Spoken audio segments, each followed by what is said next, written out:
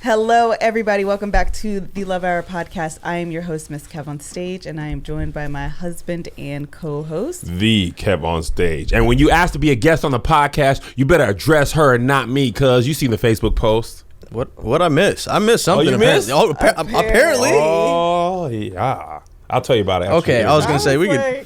Nah, Melissa was on one yesterday. I was not. Well, Kev was triggered, apparently. Yeah, apparently. I wasn't triggered. You were just triggered by addressing it. I was letting the people know. You don't want me to read it? I mean, we're here now. You don't want me to read it? We're here now. Oh, man, I love some tea. Hold on. This list had enough, and 2019 list was dead. 2020 list is yet alive, and she ain't here for the foolishness. You understand me? Yesterday, Melissa Fredericks, dear y'all, if you email me to be a guest on the podcast, here are a few pointers. 1, address me. 2, addressing your email to Kev only is annoying, condescending, and disrespectful to the amount of work I put into the podcast. I'll even accept Dear Love Hour team, but only acknowledging Kev will get you nowhere but marked as spam on all future emails. Yep, I do it all the time. Nope, I'm not sorry. While we're here, the same goes for Righteous and Ratchet. Address Doughboy 2. Number 2, follow the podcast or me. I always check if you follow the podcast first. I don't even read your whole email before I check. If you don't follow the podcast or me, it feels like social climb employee. I'm a genuine fan of every single guest I've ever had on the podcast, cuz. Be a fan of the work that you're interested in being a guest on. Number 3. You said cuz? Find it. Right. I added the cuz. I was going to say, she put big high C in there, big man. C's. Number 3, find the appropriate email address and don't spam us by emailing every single email address you can possibly find. Again, you'll be marked as spam. Number 4, include your social website. I vet all my guests. I need to hear you speak and ensure you have a voice with a point of view that's credible. I can't vet you if your whole profile is memes, your dog, or your kids. Or create a professional page. Even better. That's all. That's it. That's all. Happy Monday. Happy Monday. It's a nice, clean sign off. It needed to be said. It does. Respect the host. She says host with co-host. The host. Don't address co-host. You don't introduce her? Nah, she introduced me. Respect her gangster. I loved it, Liz. More of it. Well, first of all, the only reason why I said it is because we announced that Love Hour After Dark yesterday. And so, of course, I get a flood of, I'm willing to be a guest, I'm willing to be a guest, I'm willing to be a guest, I'm willing to be a guest. But it's always like, Dear Kev, I saw your posts, and I'm always like, Kev didn't even make the post. But I want you to know, if you need this, I'm willing to be on. And it happens all the time. And honestly, I was like, I never said anything because I do feel a certain way about like making those type of like, you know, proclamation, so to speak, or declarations. Warranted. But a warranted declaration. It is, and then, but also a few weeks ago, Lovey made a post, and actually hers wasn't like along the same lines, except for the 4th point where she was basically like, y'all be asking me to do stuff and I go on your post and I can't verify that you say you can do what you say you can do, because your post is everything but what you say you can do. Yes. And so that was like, you know what? And that happens to me too. Like, I go to vet you and I can't tell that you're a speaker, that you do, like, I feel like you want to use my platform to try out your new venture. Well, child, that ain't gonna work for me. Not for me. Not that's to not gonna work. This isn't a training ground. Yeah, this isn't a training ground. Like, and I'm not even saying you have to have thousands of followers. No, but just a lot of times your people don't. But right. they're good at their craft. They have a voice. And it's obvious they do this. They have an authentic voice. Exactly. Yes. And the thing is, you didn't even announce it was a show for guests.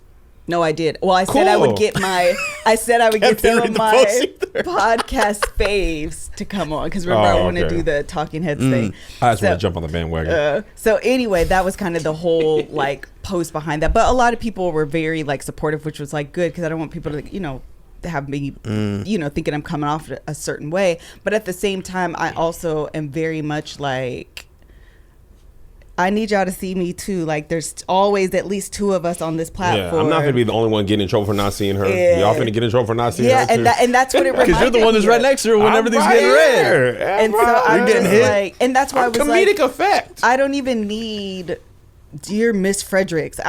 You could say Melissa. All I'm saying is say Melissa. Yeah. You know what I mean? Recognize me. Yeah, that's all. That's all I'm saying. Hi, I'm here. 2.0, baby. Turn it into 3.0. 2.0 wouldn't even have made the post. 3.0 ain't being shy about me. Say what I say. All right, anyway. Okay, we're moving on. So what we have done here today is taken the man from behind the camera and brought him in front of the camera. Listen, I just want to pause you real quick, Josh. I was working out last night. Melissa was like, what do you think about having Joshua? And I was like, oh, snap. I could see in her eye, when the Grinch gets his evil idea, it's like. When the grin comes all the way past, past the eyes. I was like, you know what? If you talk to him, I think it'd be good. And she's like, I already hit him up. That must have been immediately the text.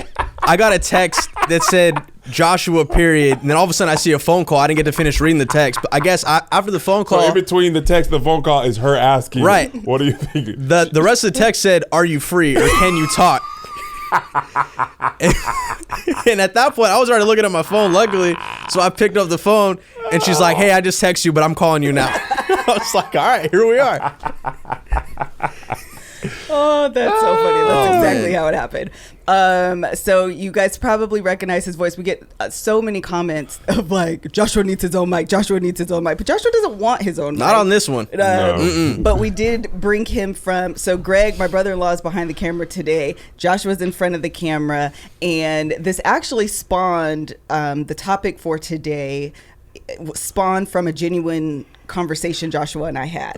We were talking about the challenges and nuances from the holidays and having step parents. I always even struggle with saying that. You do. You know, how free can I be? You can be free. Oh, this is open book So here. one thing that I always find interesting, right, is Melissa says my dad's wife. I sure do. She says my mom and my dad's wife, as opposed to my mom and my stepmom. You say stepmom. I say stepmom, dad. but I wonder, do you say it as a protection for your mom, or do you say that as like, that's just how I envision? I think I say my dad's wife because my dad and his wife live in Georgia. And so my initial relation to her is that she is my dad's wife, not that she is my stepmom. Does that make sense? No, it doesn't. This is and literally I also think it's a completely different case. I think a part of it is age. Yeah, my stepdad entered my life when I was 7. How old was yours? About 9 or 10. Okay, and yours was over 30. Yeah. Like the mothering part of your life is gone. Done. As far as that, my dad was my dad. Right. Your you know what I mean? That was, and I think that distinction is small, but I see that difference part, you know, because there's a lot of times stepmoms actually do a lot of mothering, right, but it's not that relationship for you guys. It doesn't see. I always thought that was interesting because it's not a disrespect thing. No, it's a distinction. Absolutely. Yeah. So what I want to do, I'm happy you said that in kind of our own stories. What I initially want to do is kind of set the framework where we each can tell our story, and you don't have to make it long and go into like every nook and cranny, but like how old were you when your parents were got divorced, if they ever were married, how you were introduced to your step, how that relationship is, and like any other things you want to add. So I was born by the river in a little tin, and just like that river I've been running. She said don't make it long, okay? Ever since. It's been a long time coming. Well, while we're talking about running and coming, let me also tell you about Blue Chew that can help you do those things. 2020 is starting off strong, man. Running and coming. Oh, that's would have been. I said that. She when took. You said that. Oh that's why my! I'm thinking because you were singing. I was like, "This is like we're here. We're here." This is a Kev He's throwing a lot. I don't care if he is. I'm gonna give you a hot 5 on the tour. Oh yeah, she's opening up. Slightly problematic tour featuring a hot 5 from Liz. Oh my gosh. Oh man. So you guys know that we are friends of the podcast, or we're friends of the podcast. Blue Chew are friends of the podcast. They are actually one of our initial sponsors. You guys love Blue Chew. Sponsoring erections since 2019. They have been sponsoring erections since 2019. They're made in the USA, and since Blue Chew prepares and ships direct, they're cheaper than a pharmacy. And best of all, there's no more awkwardness, which I think is the hardest thing about anything sex related, is like the headspace that you get in, and like the embarrassment, and getting like super, you know what I mean, in your mind about it. And so the availability and option to have something sent to your house in discreet packaging, the mailman doesn't know what you're getting, your kids don't know what you're getting, it just makes it a little bit easier for you to get through. So right now we've got a very special deal for our listeners. Visit bluechew.com and get your first shipment for free. That's right, people. If you haven't used Blue Chew as of yet, I'm not quite sure why you haven't, but if you haven't, you can get your first shipment free when you use promo code LOVEHOUR. All you're going to do is pay $5 for shipping. Again, that's blue like the color, BLUE, chew.com, promo code LOVEHOUR to try it free. Blue Chew is the better, cheaper, faster choice, and we thank them for sponsoring the podcast. Thank you guys for sponsoring the podcast and the penis. All 2020. 2020, give you plenty with Blue Chew. You understand me? You deserve a rounds tonight. Okay, we're running Okay, back go singing. for it. All right, so my stepdad, Willie D. O'Kelly. Daddo, affectionately loved, termed by Melissa, and other people just started saying that. I was 7 years old. So the interesting thing for me is I have very few memories that don't include him. So this was my very first. He was at the very first house I remember. We were living in a small house in El Paso.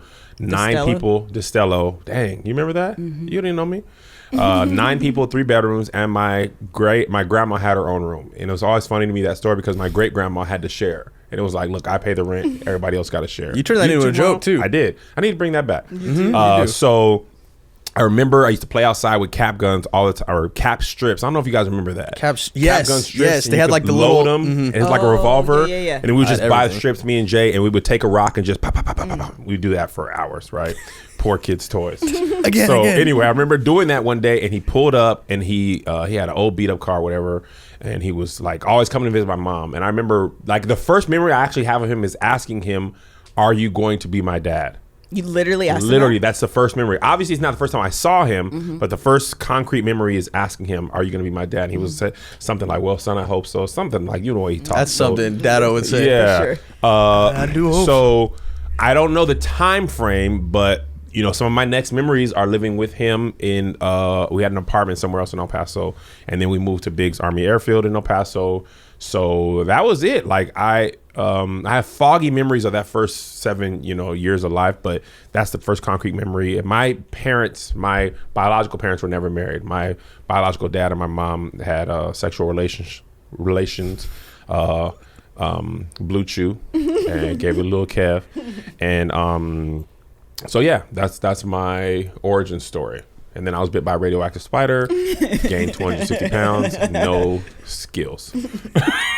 The radioactive spider just made me fat. What about this? No, I turned into a panda spider, and that was kind of it. I just got the belly of a spider. The rest is history. Okay, Joshua. Okay, so for me, my parents got married after I was born.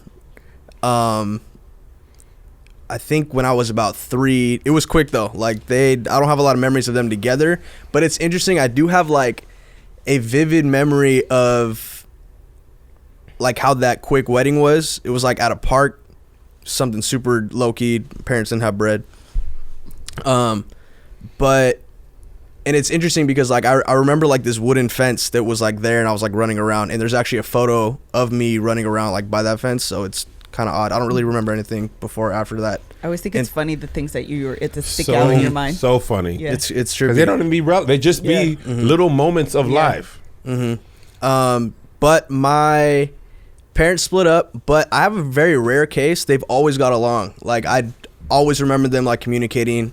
They had like discussions, but it was never like yelling at each other or anything like scarring to me in that degree. But fast forward to when I was 10, my dad meets my stepmom.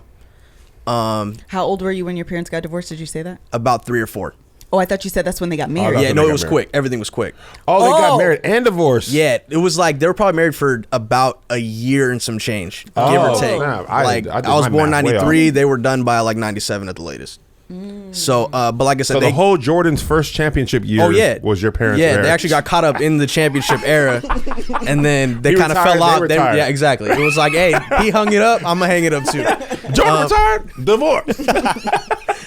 Nah, but yeah. So like I said, very rare case. Like to the day they still talk, communicate. They've always like co-parented, and I didn't really realize that until I started growing up and seeing like some of my friends' step-parent situation or divorce situations. It was like I was like, wow, I'm really a minority in the sense of like, how divorces could go. You know, so I've always been super appreciative of that, especially in the recent years.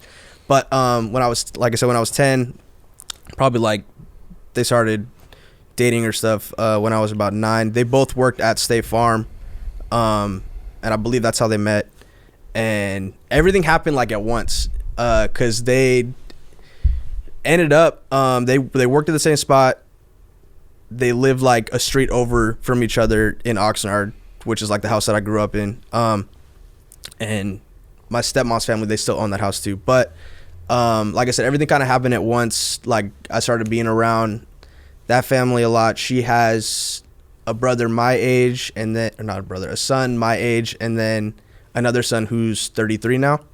But they had my little brother Derek when I was 10, which is like when they got married.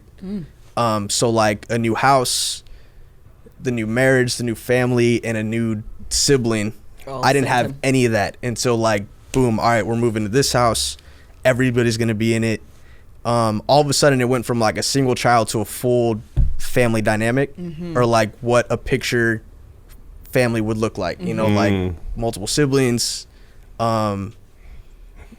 consistent, like a consistent household, you know what I mean? And that's like something that I didn't have. But like I said, that was when I was 10, and yeah, that was like a quick adjustment that I had to like. You're a little unusual in the sense that most kids live with their mom post divorce, and you lived with your dad. Yes, my dad fought for me for custody, and my mom actually, she went away to she went to nursing school after she had me.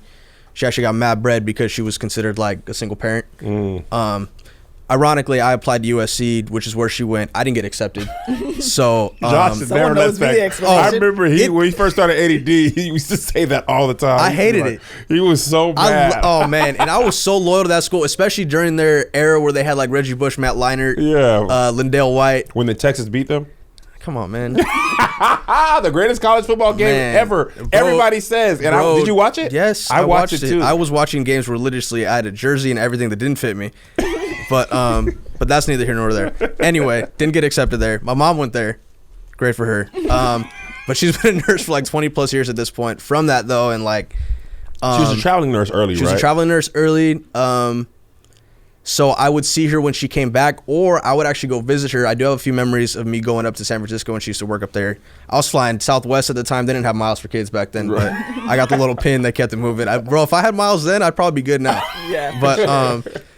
But yeah, she was. I visited her in terms of like shared custody, I believe. So yeah, it was a different situation. My dad and what felt like my grandma, his mom, they're the ones who were around me, at least in the early years. But my mom was always, I never have a memory of my mom not being there. Yeah. Because when like the times that I was with her and stuff, she was always present. Like she was always like, got it. Trying to do experiences, and she still does that now. You know, she does her best to like. We had dinner with her. She's a fantastic individual. Was great. She's a lot. Great. She's great though. Love her. Big love her. Big fun. Mama G. But yeah, definitely a rare case in that sense where dad got custody primarily. And cool. Melissa? Okay, so my story is that my parents got married when they were 18 and 20. They were married for about 25 years, plus or minus. There was infidelity in the relationship. They got divorced, and I was a fully grown adult. I was out of the house by this time. I had graduated college. We were married. In fact, I had just had Isaiah. So the interesting thing, I don't know if I ever shared this. How old was I when I had Isaiah? 23? 5? No, 23. I had a Joe at 25. So by the time I was 23. So yeah, they were married about 23 years or so. I don't know if I've ever shared this, but this is actually like a really interesting tidbit that my parents got divorced and didn't tell us. And so we didn't find out my parents were divorced until months later. I want to say they got divorced in like the spring time frame, like March or April. And they didn't tell, my mom didn't tell me and my sisters until December. And Isaiah was born in August. So I was still on. Go ahead. Question. Were there like signs that it was leading towards that though? So they were separated at the time, right? They were separated. Okay. So my dad had just come. My dad had come back from overseas. He was in Iraq fighting the war, and he came back. And when they came back, there was a lot of like tension. It was almost like my mom went through like this literally, I've said this before, like this evolution, like almost to what I'm doing now. But she did it and my dad was away. And so when my dad came back, he came back to this new woman with this new voice, and that was like very demanding on, you know, like what she wanted. And my dad was like, I just came back from overseas. Like, I literally saw some of my soldiers die. Yeah. Like, it was a lot for him. Like, he was going through like PTSD. Like, we didn't know how serious it was at the time, but he was affected. And so trying to juggle everything he was going through, trying to juggle what my mom was going through and what she was like demanding, and she didn't get it either. And so she was being like super demanding, and like, you know, what she wanted. She was like very clear-minded about it, and he just couldn't offer it. He just wasn't in a space to offer that to her. And so they got divorced. Man. Yeah, it was tough. And one of the things that was like really difficult for me is that I never would have imagined divorce impacting me the way that it did, considering that I was grown. Mm-hmm. Oh, wow. Yeah. And so that was like really a huge surprise to me about like, I'm not in the house anymore. Like, I'm so grown, and like, why is this impacting me like this? And it really had like a really huge effect on me. So one of the things that I wanted to talk about with us is, as I think about my own story and what brought this on was the holidays, is talking about like, how do you navigate the holidays? Mm-hmm. And then from there I have another question. But before we even get to the holidays, something that happens all the time to kind of give us a pick-me-up are proposals. There's like proposals all over the interwebs of people proposing on Christmas Day, on New Year's Day. There's weddings happening. There's all of these things. It becomes like a really like sappy time of year. So we want to tell you about Zola. Zola is a wedding planning, makes wedding planning easier and less stressful with wedding websites, registry, invites, and guest list manager all in one place. One of the hardest, most stressful things about a wedding is the wedding. That's stressful. That's it. That's the wedding. It is so stressful. And if you don't have a way to like centralize and organize and have a platform where you can have everything all in one place, your mind will go bonkers, because you feel like this is the biggest day of your life. You want everything to go perfect. And there's all of these little tasks and details that need to be done. And this just helps you kind of centralize everything. And some of the best parts about wedding is like signing up for your registry and like creating your website. It becomes like a momentum, becomes a moment, it becomes all of these things. And that's what this offers you. Zola is the highest rated registry of all time. You can register for gifts, honeymoon funds, and let me tell you something. Register for honeymoon funds. If I could do it over, I would do a smaller wedding and a bigger honeymoon, and then I would renew my vows when I know that I'm in this thing forever, and then do a big wedding. It's a probation period? Yes. Oh, 20 years. Okay, now we'll do the big wedding. Obviously, this thing is working. Give me my honeymoon. That's what I would do over. Plus, beautiful, affordable invites and paper. Shop your favorite paper suite at Zola, from save the dates to invites and thank yous. Everything all in one place. One-stop shop. That's what you want. Zola has helped 1 million couples get married. They'll help you too. Sign up at zola.com/lovehour today to get your free personalized paper sample. When you are getting married, anything free is worth it, because weddings are expensive. Then use code. We're not done. You're going to then use code SAVE50 to get 50% off your Save the Dates. Anything that'll save you money, do. That's zola.com/lovehour, promo code SAVE50. I also want to tell you about Skillshare. As we are in the new year, and you are writing out your, what are them things called? Resolutions. Your New Year's resolutions, and you have these goals and all of these things. You want to make sure that you do things that explore new skills and deepen your existing passion. So you can get lost in the creativity, and Skillshare offers online classes that will help you do just that. I just signed up for the How to Build Habits That Last course. I am definitely I want to build the Healthy Habits of a Millionaire, I think they're called. What's that book? Habits of a Millionaire? Did I make that up? Idea. Okay. I may have made that. Maybe it's a book I should write. So I want to get better about my habits and maximizing my time. And so I just signed up for this course. You absolutely should too. Skillshare is a proud sponsor of the Love Hour. Explore your creativity at Skillshare.com/lovehour. Love Hour. Get 2 free months of Premium membership. That's 2 whole months of unlimited access to thousands of classes for free. You can join me in the class how to build habits that last. Get started and join today by heading to Skillshare.com/lovehour. Love hour. Again, that's Skillshare.com/lovehour. Love hour. Okay, talk about the holidays. Do you have any navigating of holidays that you have to do? So not in the sense that you guys might have, because I didn't have much contact with my biological dad. I don't visit that side of the family. And then my dad, he tends to, he's kind of like taking on my side of the family as his own. So basically, if I visit my mom or grandma, which is usually where we go for holidays, either we go to my mom and my grandma comes, or go to my grandma and my mom comes, my dad comes, and we're all in the same place.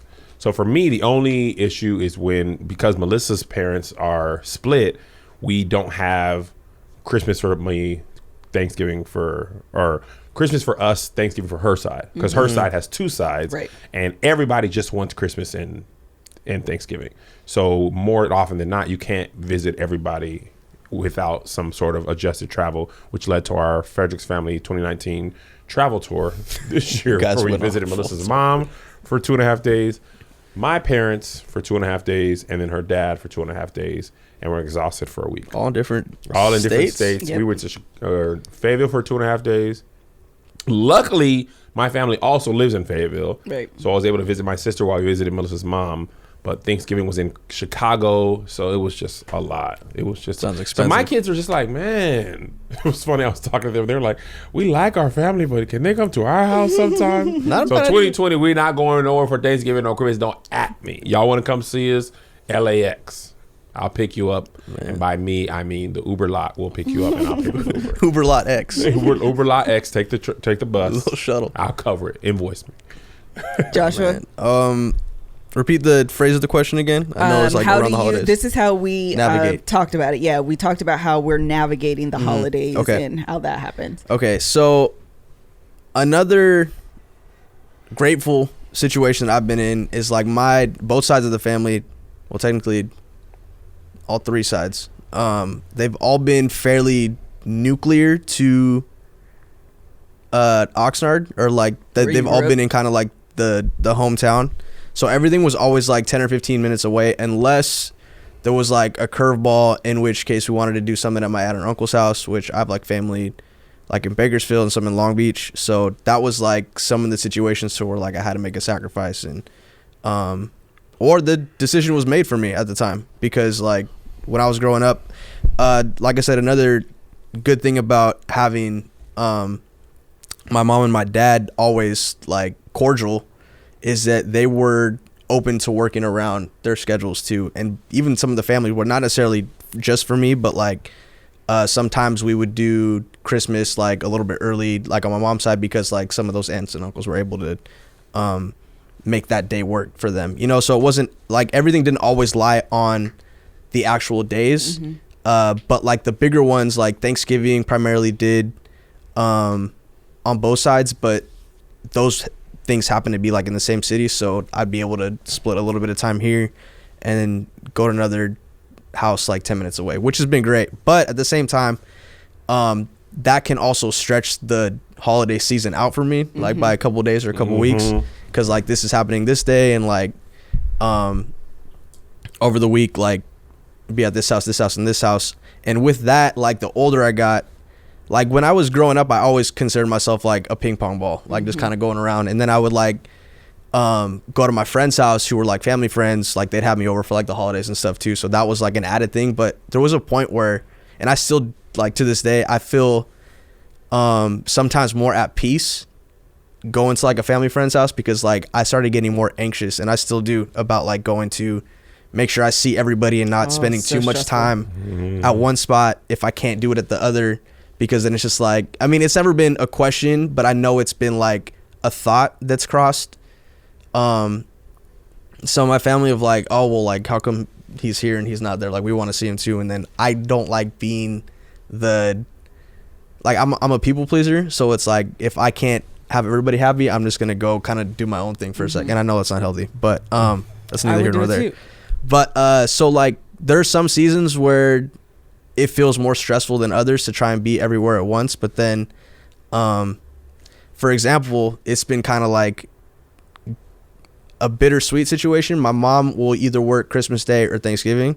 So then that kind of like opens up some time for me to like spend more time here or kind of do my own thing, like with my friends or something, to where I don't have to feel like I have to be in two places at once.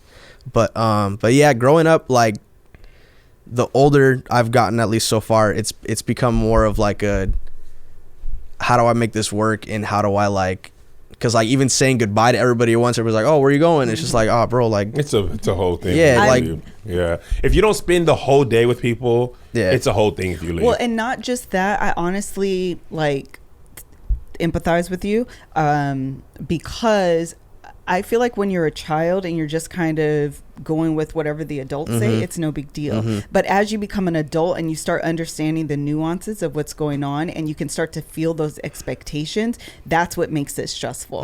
And you then, at least for me, you're like, I started the day here. Does that mean I like you more? Because I'm going to end it over here. Should I wake up with you? Like, how does all that work? It becomes such a stressful, like, mind game of like, how am I doing all of this? It's the worst. It's exhausting. It is exhausting. Absolutely. Like emotionally exhausting. Aside from like, if you guys have to travel to different states, like the days before that, we got to get in at this time because we want to be able to wake up there. We had to try to make sure we were giving people the exact amount of days. Because even like that becomes 2 days was like, yes. We spent 3 days at my dad's. Only like everybody asks what your plans are and how much you're spending. My mom, even just when I'm going to Melissa's house, you was over there for 2 days for Thanksgiving. You only stay here for like 3 days. What about what I have in my own life? Maybe my own kids don't want to travel. Right. You know what I mean? So,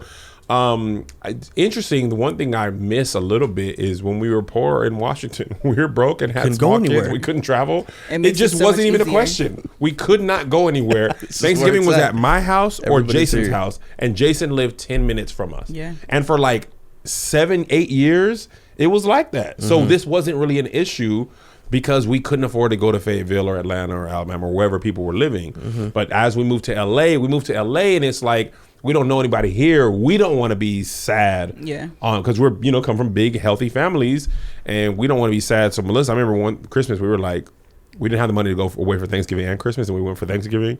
And like 4 or 5 days before Christmas, she was like, I don't want to wake up in LA and it ain't Christmas.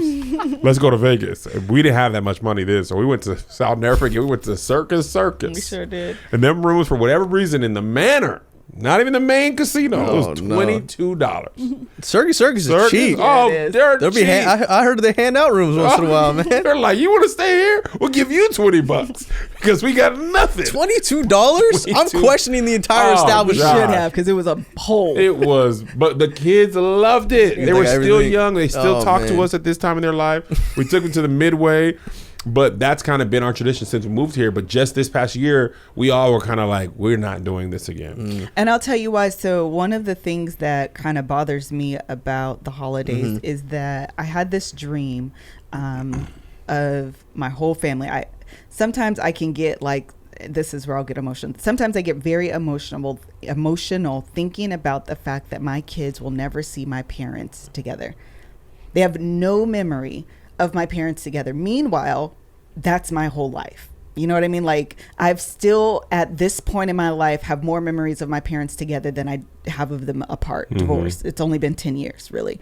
And so that's like, it's heartbreaking for me. Like that, it literally breaks my heart if I go to my kids and I've asked them, like, do you guys remember mom and dad? My mom and dad together? Like, no.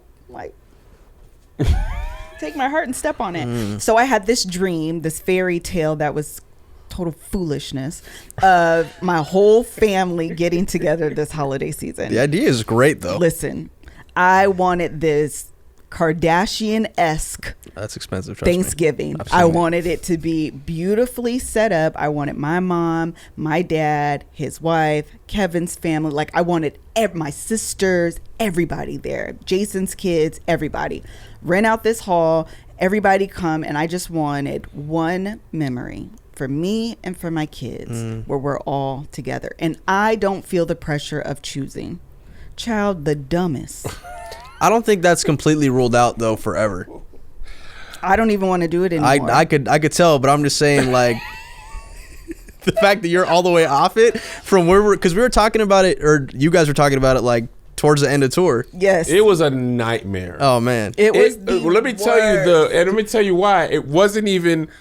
It was like the most unplanned things that messed it up. It wasn't like you would think the family's beefed and I don't want to be around her. No, this is the first domino to fall. My sister, who wasn't even coming, right? Because she got 2 young kids and she was pregnant.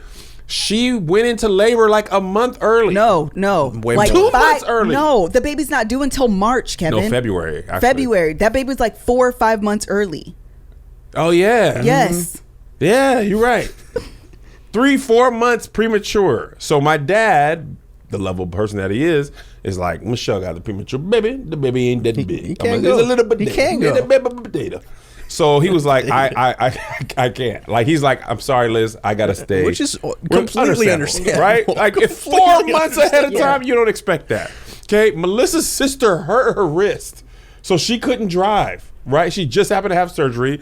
So what? My dad, her mom, and Melissa's sister were all gonna ride together in a van. All of our families were gonna go from Fayetteville. And that's not a short drive either, right? But my dad pulls out. Right? So Melissa's mom was like, okay, well, dang, like. Chicago was like 12, 14 hours. She was like, I can't really drive that by myself. So she pulls out, and my sister gave birth, so she pulled out because they pulled the baby out. And I think that took like the majority of my side of the family, my parents and Melissa's parents, and Melissa's sister out of the occasion. And then my dad bought a house. One more thing that's ridiculously random. Greg and Mel were still coming, right? McKinley comes up with a fever of like 102 or 3, 104 the night before. So Mel texts us like, guys, this baby's sick. McKinley do be having fevers randomly. She does. But so they got to take the baby to the hospital. Okay? So she pulls out because the baby's sick. Yep. And my dad and his wife bought a brand new house. They were closing. My dad stays broke and always had the most money, so they couldn't come. And so literally just ended up being like Kevin's my brothers and his kids, his kids, and my grandma. Like grandma, his aunt, and that was it. And I was just like super disappointed because it was literally like my whole dream, and it always reminds me like I kind of get triggered by this stuff, and so it brings this question that I kind of want to have with us is, how has that relationship impacted you, and have you been able to heal? Well, I haven't even healed from my last merch provider. Tell us about it. I used to have a merch provider that totally messed up everything. Like we was doing merch on our own as a case, but it was too hard to do merch on ourselves. What was the hardest part about it? Yeah, I mean, shipping. Really? Shipping was the hardest thing. And then we said, man, forget you, merch provider. We're doing our own thing. With ShipStation. ShipStation helps you sell no matter where you're selling, from Amazon, Etsy, or your own website. ShipStation brings all of your orders into one simple interface. ShipStation even offers big discounts on shipping rates, and shipping can get so expensive. Bruh. Oh my goodness, it is so expensive. It's the new year. You want to, on your New Year's resolution, you want to start bringing in additional streams of income. Selling merchandise is a great way to do it. And ShipStation is a great platform for you to host this.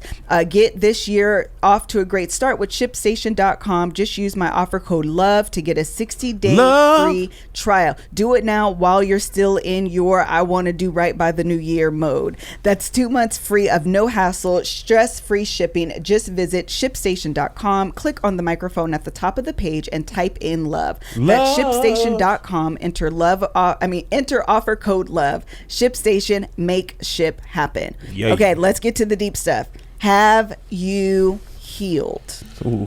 Do you respond from a place of trauma, or do you respond from a place of healing?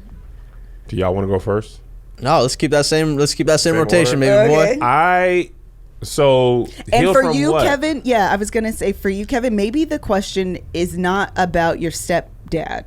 I don't like to call dad stepdad, but for the purpose of like differentiating what we're talking about here, But from a place of, have you healed from the abandonment? Oh, absolutely not. Oh, okay. Absolutely. Okay. Abandonment of my biological father? Yeah. What? Okay. So, No. So how does that, what do you mean? How does that look? A quick Tell aside us before I more. tell you that. I remember when I was in Fayetteville and I called my dad my stepdad just because you said that. And the pastor's wife was like, hey, that ain't your stepdad. That's your dad. Because he done Dado? And it wasn't even me. I was just like, my stepdad and my mom. She was like, he done stepped in and he did everything your father was supposed to do. That's your dad. And I was like, okay, but technically, I mean, I didn't say this, but I was like, technically, the way that people But he has a it, last name that is different from mine. right? So that's interesting. That's another thing. So to answer your initial question, no. Okay, keep going. I have not healed. I have not begun to heal. I haven't started the healing process. My wound is festering. It's been festering for, how old am I? 36. 38 years. It's festering before I was even born. How old am I? It's such a married thing to say. I have not even begun that process. Hold on, this You is said a this- I random think you thing said this did. recently. I told Kev, you're not married until you ask your spouse, how old am I? How old am I, babe? 36. 36. I make 37 this here May 1st. We're going to make 37 if the Lord says the same. I actually did reach out to a therapist, and I'm a therapist. They didn't hit me back. They didn't hit me back, so I was just like, well, God, it ain't going to get the healing. I was like, you ain't called me back. It ain't meant to be. So I am terrified. I'm going to do the work, but I'm terrified of going into the recesses of my broken heart and seeing how that affected me. Quick aside, we're watching Kevin Hart's documentary, right? And the thought that I kept having is he needs therapy. Me too. Because he keeps acting like his dad and his relationship doesn't affect him. And but that man has you not feel the dealt- tension. I saw myself in there. I was like, oh, you don't even realize how it affects you. He's like, I'm fine. I'm fine, right, God? Yeah. Why I keep crying? You know what I mean? So I have not dealt with those emotions. I have plans to, but if it doesn't happen, I'm okay with that too. Well, okay, how bye. do you think it affects you? Do you feel like you overcompensate in areas? Do you feel like... For my kids, 1,000, 1 million, gajillion % overcompensate. So 2 things happened in my life that I feel like made me the father I am. The lack of my biological father, right? And the simultaneous super great involvement with my stepfather, but because my mom couldn't work, he worked hard. So he was both present in the home and a great father, but he also worked in the army and he also ran businesses and stuff. So he wasn't able to be at like games and stuff. That was a huge thing for me. Like, why don't y'all be at my games? Like, you know, like I be playing sports. I scored 26 points, 10 rebounds against Yum. Y'all didn't come. Lissa was there. It was my best game. I had 3 blocks. I hit a 3. I blocked somebody shot out of bounds. Lissa was there. I remember. So, and my parents would just be at home sometimes. Like my dad was stationed out overseas in 10th grade and I was playing in El Paso. I was like, bro, y'all just at home. Like, why aren't y'all coming? My mom was just like, she didn't have an answer. She's like, I don't just really want to watch you play basketball. So I was like, if my kids play sports, and they did, one does, the other mostly animates, I'm gonna be at every game. But because of my profession, it makes it hard for me to be at every game. So in my mind, my kids think of me like I thought of my parents when I'm not there, right? Now, mind you, I played so much sports. I had literally so many games in my life. I played basketball, all basketball season, AAU. I played football. I can probably remember now 7 of those games from little league through high school. I remember only the moments. I crossed this dude over against Clover Park. He fell. I missed the shot. Never forget that. I was like, man, I wish I'd have made that. That game against that Melissa was there. And that's pretty much it. We played 30, 40 games you a said year. You remember 7 games and named 2. Yeah. I'm talking. And then as a kid, I did a fake thing. Like literally, it's like 7 games of my entire career because I played. So I'm like, I know that my kids won't remember every game, but I still feel so guilty. So I went super hard on the like being a part of the life, being active, going to things, and then I also go super hard on the guilt for not being able to do things. And Melissa, she's always like, Kev, I don't think your kids are like thinking of you like that. I think, and I talk to them about it, like, no, that's cool. I mean, you'd be pretty much in our life. But for me, I don't know, that little boy in me who didn't have his parents there, I feel like that is happening to my kids. So have not healed. Yeah, I think you are responding from a place of trauma. I was thinking about this earlier today in the shower about like being triggered. And I think that being triggered is not always something that you can control. Yeah. But I think your response is what determines if you've actually healed or not. If you ruminate on them. Yeah. And I think that's what it is. I actually found myself ruminating a lot very recently. And I told myself, I was like, this is what you're doing. You need to stop, except you're not. And I didn't. I kept so going. Honest. You need to stop. But you're not going to, are you? No, and girl. Do you use the same voice when you talk to yourself? Yes, that's exactly how I tell you. You need to stop. But I'm not. Even with the hands. Okay, now what are you gonna do? Who are you? So I'm me. Us. We're not gonna stop. We are venomless. Venomless. Venom. So tell me, Joshua, have you healed? We didn't even hear his relationship with his stepmom. Oh, you only talked about your parents, but not you and your relationship with your stepmom. Okay, my relationship with my stepmom is also, I think, very rare because, for the most part, God, I'm the one with all the dysfunction in this. No. I think no. Everybody has their unique. Because wait till you hear the situation. It's she was very helpful. She like did her best to be like a motherly figure, but she always like respected my mom's space. She didn't necessarily treat me like I'm not his mom, but she treated me as if I was her son, if that makes sense. I remember her always like trying to be there if like my dad wasn't able to do this or like pick me up, give me rides. But when her mom got sick, we moved let me backtrack a little bit. When we moved into our new house, it was like about 10 minutes south of where we initially lived, which is the family house that they still have. But when her mom got sick, probably about 8 years ago, she moved back with her mom. So like my dad and my stepmom are still together, but they don't live in the same house, even to the day. To what day? Wait, to today? Yes. So hold on. Let me get to this. I feel like you've told me this before. Yeah. Actually. So, how long this been happening? It's probably been like about, probably like 9 at the earliest. Probably like 2010 ish. That's 10 years. 10 years. Your dad and stepmom have been living in the same house? She stays over like a couple nights a week, like weekend wise, because she's a teacher. So she teaches. How far are the houses from each other? Like 10-15 minutes depending on traffic. But it's because she moved back with her mom, because her mom had like diabetes since I could remember, like progressively declining. And then I think she passed away in 2018 or 2019. 2018, not last year, year before. So it's like even at home now, it's still an interesting dynamic because it's still my dad and my brother and I.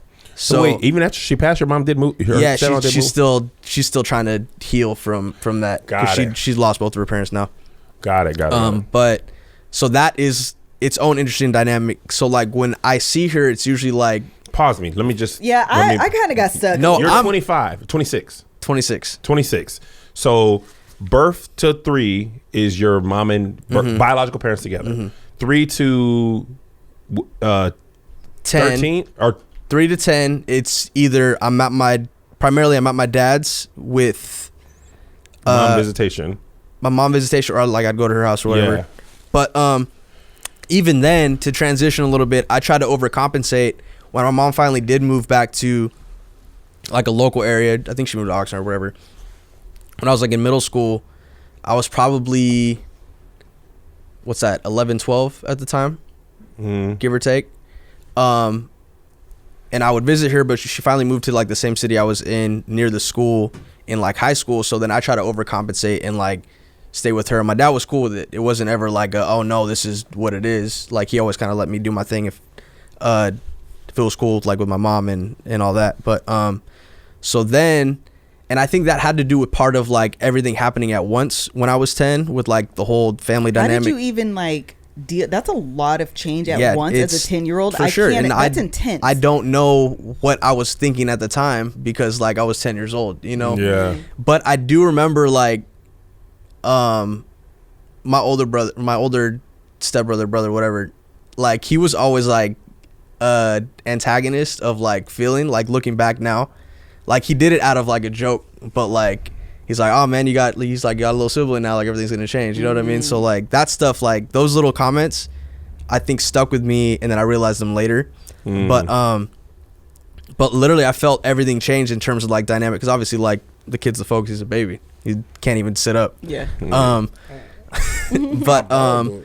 yeah, and I think that is part of the reason why like all that change, I kind of like found myself more at home with like my close school friends, and it's not necessarily how I was treated or whatever. I just felt like there was always so much different to where I'd never felt like I was seated at a table until I was with like a friend's family or with and like, your mind is probably more at ease at a friend's house than absolutely. I feel more relaxed. Yeah, more relaxed. And like that's not, I don't know if it's okay or not. You know what I mean? Like I don't know if that's like a okay thing to be having internally, but that's like even to the day, like one of my good friends, like Ernie, like his family, like I consider his mom like another one of my moms. In that By the way, sense, just too. an aside, Ernie's mom made the Mexican food for one of the shoots. It was amazing. I almost cried. It was so Fire. good. Just if you guys, She makes so many tortillas every Christmas Oh day, my and it gosh. is phenomenal. So if you guys Went over there and ate Christmas Day. Side note. you guys want to, I do think that one of the things that happens with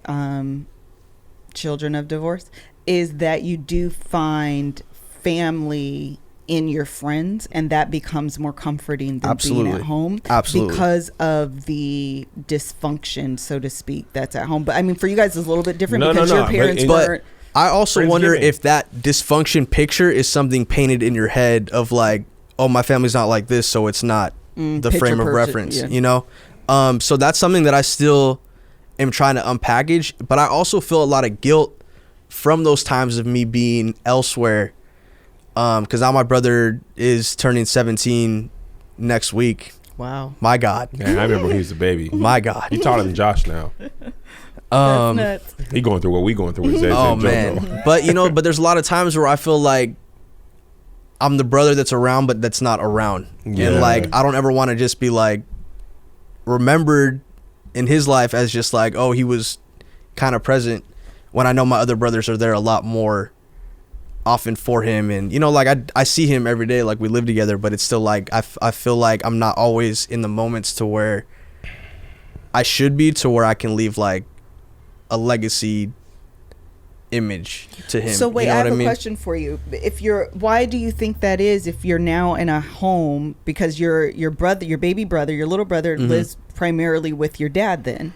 Yeah, which is where I stay. That's what I'm saying. Yeah. So why? And so Because Josh don't be at home. Scheduling. Josh don't be. He's over still in high Rio. school, so he's got that dumb school he's got to be at from 8 to That 3 dumb p.m. school. The high school. Josh be out in L.A. taking pictures and stuff, eating. I mean, getting but parking that's the thing tickets. too, is like it comes to the fine line of like, because like I lace him with pretty much everything he needs, but it comes down to the line of like presence over presence. You know what I mean? And Why do you own so much of that relationship with your brother? That's like a parent's. I mean, it's responsibility. not just my brother; it's like my family in general. But I think it's because one of my love languages is quality time.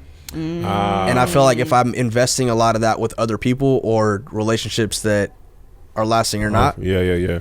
I feel like all those, especially like as people pass away and stuff, it's like you get reminded of that, like, man, where am I thoroughly investing this time? And then that's where the guilt gets triggered. Yep. Yeah. So that's something that I'm still trying to heal through in terms of like understanding the amount that I should be taking on versus just going through those motions. And like, because even there's just a lot of times where I'm at like family events with like the step side, which is kind of interesting how you said that Dado took this family on, because I feel like that's what my dad did for that family. Yeah. And I feel like I haven't fully done that, even though like I've been around them for going on 17 years now. Yeah. Which is That's an interesting. That's interesting because you have been around them for so long. yeah. But even then, like it kind of like I've been around them for like holidays or family events or like birthdays and stuff, but it's not like I'd go and sit with them on a Tuesday. Got it. You know? And I think that's where those moments and those like Those are deeper connections. those deeper connections are something that I don't necessarily have with them anymore than I did at one point when I was younger. Yeah. So in progress, healing, possibly, I think. Have you healed. Come on, Liz. Me and Josh have spoken our truth in all honesty. Kind of held it together. You did hold it together. I tried. You did. And Liz was trying to be like, no, I wasn't. I was trying to let him live because I don't like for people to make me cry. Rub her back and she starts don't crying. do it. No, she's gonna I'll hit me. punch you. She will literally hit me. She hit. I know. Why aren't you sitting here? She done punched a lot of my arms back in my day. So what's the question? Have I healed? Do I suffer from feelings of abandonment? You got the script right there, Liz. I mean, you wrote the questions, girl. Do I suffer from feelings of abandonment? I don't believe so. I think because my parents got divorced so much later in life that it brought on more confusion than anything else. I think because, and I actually was a little bit sharing this with Kevin not that long ago, that I often wonder, let me think of a clever way to say this, how much of, phrase your question. When I look at my family's history, I look at my grandparents, divorced several times over on both sides. Like my grandmother on my dad's side, my grandfather on my dad's side, or my mom, his mom and dad, both divorced several times over. My mom's mom, I think she was only married once, but had several different like relationships over the course of her lifespan. My mom's dad, child, I had so many grandmas in my lifetime. But no, seriously, I can remember at least 4. oh wow, 4 grandmas? Maybe 3. that's interesting because that's still coming out of the era that where like divorce is taboo. Yo, no, but grandpa, Not in Toledo, was it? listen, my The bar grandpa was to do. yes, he was. That man said, yes, I do, and no, I don't. I didn't say that. Yes, I did. No, I did not. Now. Like, Yes, seriously. I do. No, I don't. I've Bye. had so many grandmothers over the course of It's my your grandma lifetime with now. it. Yes, It's like, no, what? seriously. What about old grandma? No lie, that's what happened. Don't talk about my past. One of them was like legit my favorite too, and then when they got divorced, I was like, dang, I really liked her. Oh man, she was the one. I knew She it. was the one.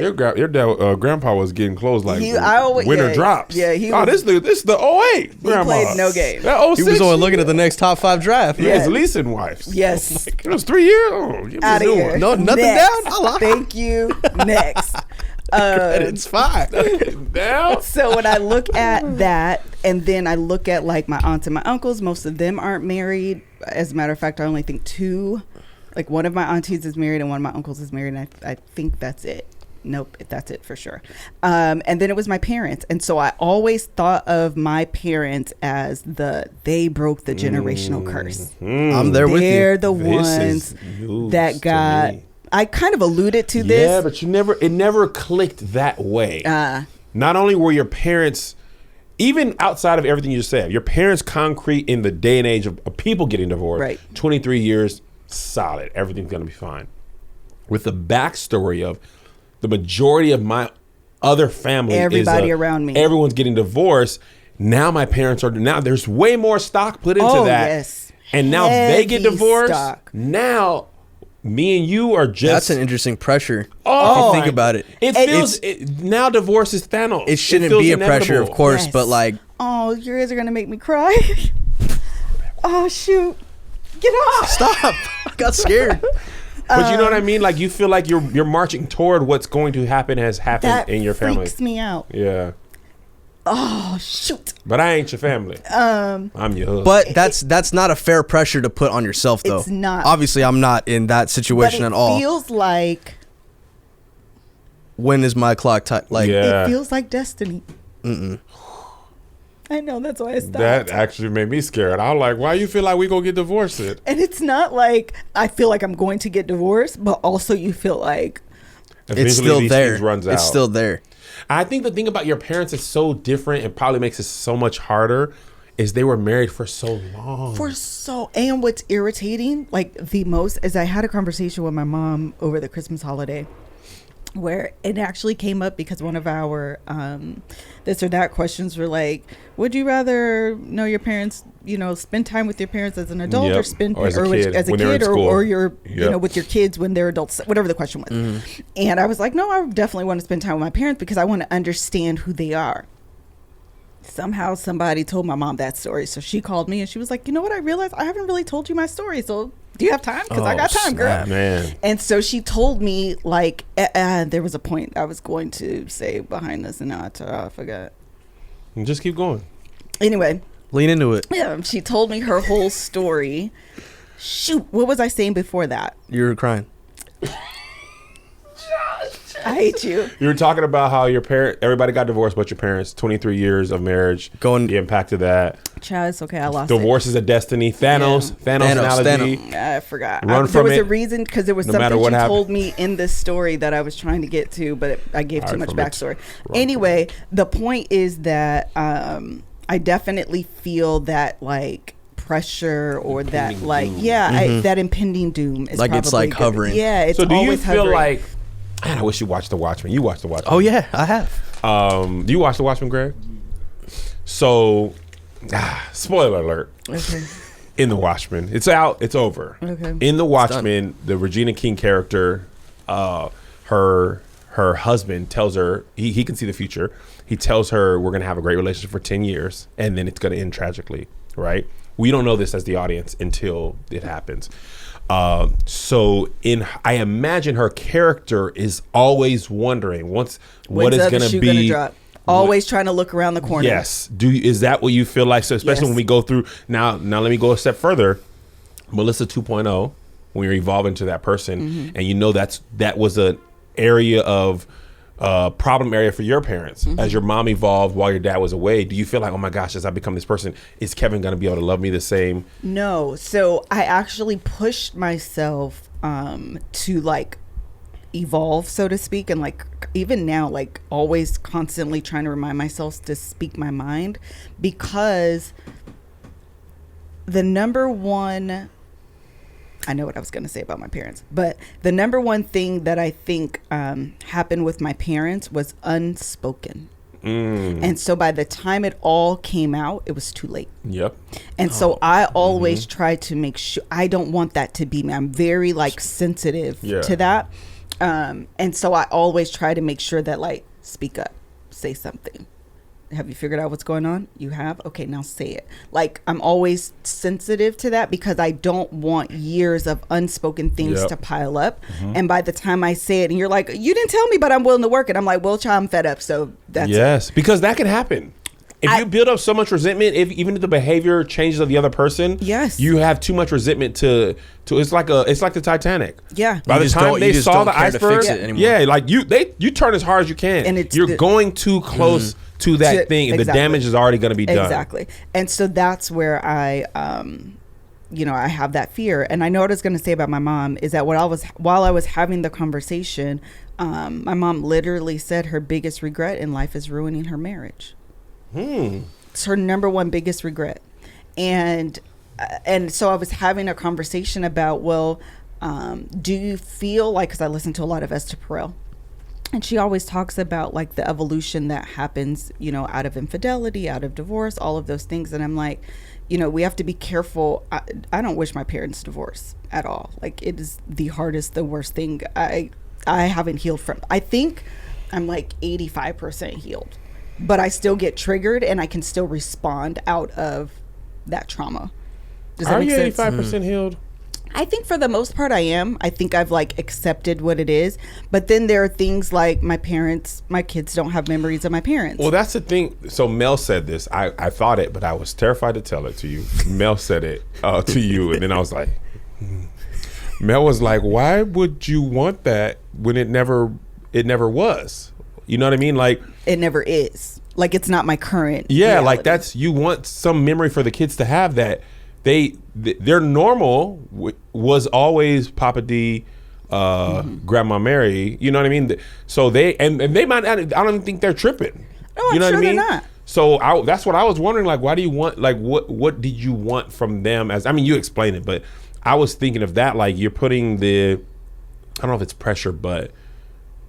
Do you want them to remember your parents like you do? No, the good times? No. I know that won't be the case. But it's like twofold. It's the idea of this pressure that we're talking about. Yeah. I don't want a holiday that's split. I don't want to go through a for holiday sure. season where I'm only visiting my mom and your parents. Yeah. I don't want a holiday season where I'm only visiting and I can't spend. And this is the thing. I have sisters I want to spend the holidays with. They're married. So they have to. So now I'm juggling 3 different families. I'm juggling my sisters. And now they have to juggle their spouses' families. I just wanted one holiday. I didn't want to do that. Yeah. No, I saw the vision because I have the same thing. It's frustrating. It's overwhelming. It makes the holidays not fun. And then because you're like, you want to be excited, and I'm not worried about that. I'm worried about like strategically, how am I going to do this?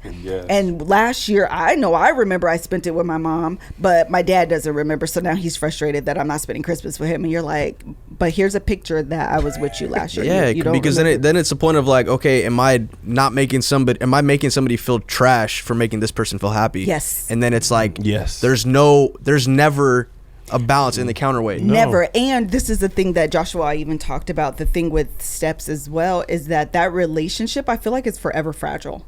Okay. And so they may want you to do something, the step parent may want you to do something and you don't recognize it. So your bio parent is like, can you maybe call and say this to them? Can you maybe send? And you're just like, I don't even do this to my mom. Absolutely. My dad, God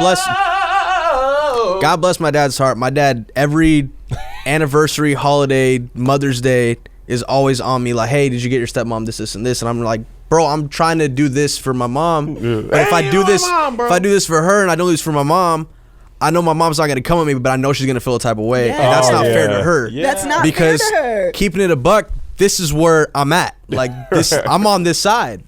I didn't choose this. You know what I mean? We didn't call this also play. Could be gang culture. This is my side. Oh yeah, I didn't choose this. This is the same set. It's crib. Do you regret anything? You jumped out. I didn't. Nah, cause it's crib. And you do feel like being like an adult child of divorce that you have to choose sides. Absolutely. Well, the thing is, you feel pressure because people put pressure on you. Parents are inherently guilt people. Like of wanting to see their kids. When my kids grow up, we're guilting our children now for the fact that they are aging and don't want to be with us. Tony, Zay's favorite stand-up comedian is Tony Baker. And this morning I asked him, who's his favorite ADD person? I just thought maybe I have another chance. He was like, Pat. I was like, I said, would you watch ADD if you didn't know me? He was like, yeah, but not necessarily because of you, but you're part of a good crew. So it's the realization that, and even Dave Chappelle said that his kid's favorite comedian is Kevin Hart, right? So as my kids grow, they find girlfriends or they just want to stay with their friends. I'm going to guilt the crap out of them. If they move away to college, get a family, you're living in Chicago now, you're living in Vermont. You're going to your wife's family? What have they ever done for you? I've raised you. You want to visit their family? You just met them. You know what I mean? So parents do that. My mom guilts me if I don't call her. Of course. She's already talking about Thanksgiving for this year. Oh, man. Right? So that's why we feel pressure because our parents really? I didn't know it was an hour and 20 already. I lost complete track of us filming. Go ahead. Anyway, so what I was saying is our pressure is not coming from a place of nowhere. People are actively putting pressure on us. And even if they're not saying anything, we know they're thinking of it. They'll make a snide comment, a snide remark, a sarcastic thing. And we'd be like, man, it's only 2 days. And for my dad, like, I know he always likes to have me at, like, everything just presence-wise. Because, I mean, I think one of his love language, too, is quality time. So that's his interpretation of, like, oh, you got to be here, because that's just what we do. You know what I mean? So, like, I think that's something I inherited from him in terms of, like, a love language. But, like, it's always impossible to make sure that I'm there and then still be wanting to be there. Because I know I'm not necessarily doing this for me. I'm doing this because, like, I don't want my dad. Yeah. Because my dad used to give me, like, I used to hear it in his voice. Like, he used to give me, like, a little bit of attitude. Like, why weren't you there today? It's like, bro, like, I want to be. But, like, I just get tired of trying to go everywhere and be, we're all good, right? Everybody's having a good time. And it's not it's not easy. Then you're not even enjoying yourself while you are there. Yes. You're just looking at the watch like, okay, I had 18 hours here. I got, you know what I mean? I got to start saying goodbye at this time to try and make it out on time and still be late at this spot. Yeah. And then get the question of like, oh, thank you. Then it's just like, oh, finally you're here. Now we can eat. It's like, bro, shut up. You don't know what I'm going through, man. I'm not even hungry. I'm crying after this. I'm not crying during this. I've been holding it in for an hour. Oh my God, it's so frustrating. Hour 20. Oh, man. I just want one, and maybe it's this coming Thanksgiving. One, and you kind of alluded to this. Even though we are spending the days with people, it always feels like we have to do the next thing. Mm-hmm. Like we were at Melissa's mom for Thanksgiving. We were having a great time, right? But I'm like, man, we only get we get there, we're exhausted. We wake up. Once we wake up on the day we're hanging with her, we're like, man, I got to get up at 6 to go here. And then you get to visit your dad after that. Yep. Same thing, you got to travel. As soon as you get settled, you're like, man, I got to go. You know, if you just had one family for the holidays, like when Greg be going home for Atlanta for December, he'd be having a great time. Be in They'd Atlanta just be taking for photos. McKinley's never smiling. We get to see that. I be jealous. And also, I'm going to tell you the other thing that really gets me, and this is the thing that kind of gets me more than any of all this, traditions. We went to Greg's family's, and they have a Christmas party every year that the same family member hosts. They got the same food that they make. We went to this party. This was the first time I played werewolf. I had the time of my life at this party. I did too. I had great food. They had ribs. They had libation. They had werewolf. Yeah. And I was like, man, y'all get to do this every year? You already know. And my dad's side of the family, they had a similar thing.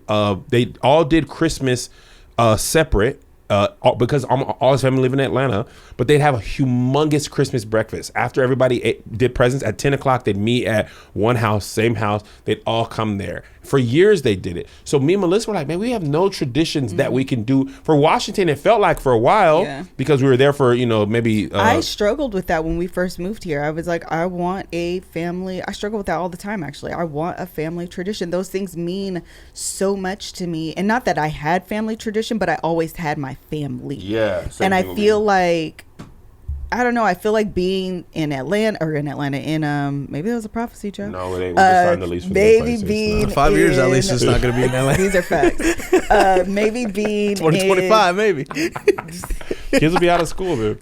They will.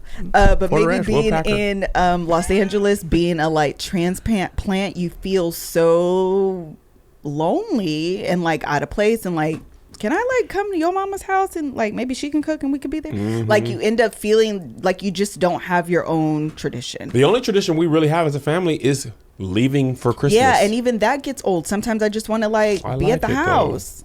I'll be wanting me and the kids be like, can we just maybe not be on the plane and be at the house looking at a Christmas tree? Y'all can stay. I'm going to Vietnam. Bye. So anyway, I don't even know what we talked about, but we talked about some of everything. Did we get over Did You Heal? Nobody's healed. I don't think I'm not healed. I don't think I'm completely there. I think it's just something I'm still becoming self-aware of. But at the same time, I'm trying to see what's generational and what isn't, and how I can try and change that and not pass that on when that time comes. Because there's a lot of stuff that I know has been taught to me. This is how we treat people as a family. This is how we do this and this and this. And then it's just but what's good for me too? What's going to be something that I can be 100% present in and thoroughly enjoy and want to help either put together or what's going to make me I know obviously family stuff is still family stuff, but if it feels like it's a point where it's not helping me fill me up emotionally, then that's not something's got to get fixed there. It's only going to get worse for you too when you get married. Your wife's going to have a family. Let's talk about it. Let's talk about it, Kev. As just famous, your wife's going to have a family. What if her family's not even from LA? Oh Lord. What if you got to go to Vermont? Oh Lord. That's going to suck. East Coast. Got to connect. You can't go straight. And connect through Atlanta. Same thing for us, Liz. Boys 13, 11, they start having their own families. Now how are you going to manage seeing my parents, your other parents, plus seeing the kids? No. My Thanksgiving in Chicago. No. Never and it was cold there too. How does your role change? Because my kids are coming to see me. Oh, They can't come see you if you're going to visit your parents. No. I'm now stationary. You get to a certain age and you ain't leaving. Okay. You try telling Mary that. She can come to me. I wish you would tell Murmur she gonna come to us this year. That's 1 year that Murmur. I love that name, man. Murmur. Funny, Maury. Who was the Joker? Funniest part of the movie. Any last words? My answer is I have not healed.